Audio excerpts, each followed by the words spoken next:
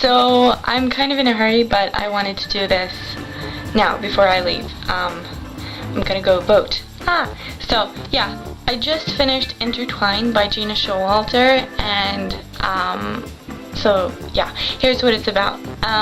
Aiden is 16 years old, and he's been thrown from mental institution to mental institution because he's been diagnosed with schizophrenia, and he always gets in trouble and whatnot. But the truth is that 4 people actually do live inside his head. They're real, and they keep talking constantly, so it's pretty hard for him to live a normal life, especially since he keeps talking to himself and people think he's crazy. But that's not all. These 4 people all have different abilities. One can travel back in time, one can raise the dead, one can see into the future, and one can possess other people's bodies.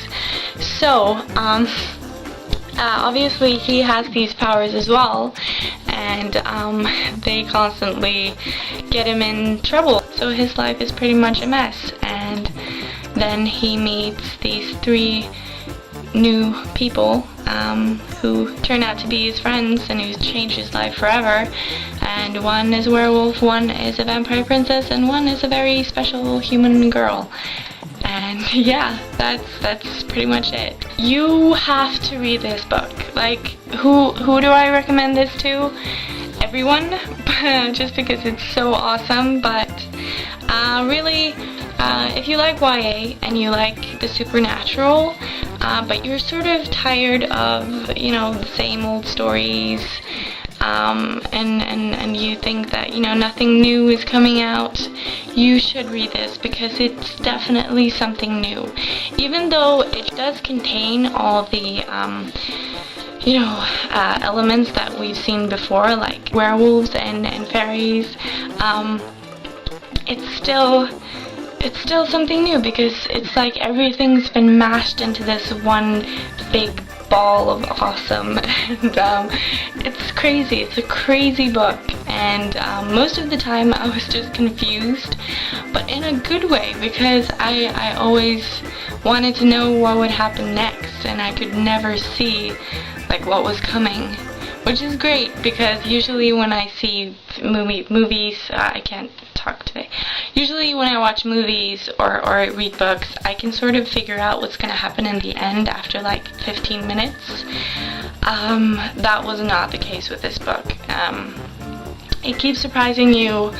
Some things did bother me, like, because it's so crazy and so much is going on, and I'm the kind of person who gets caught up in details.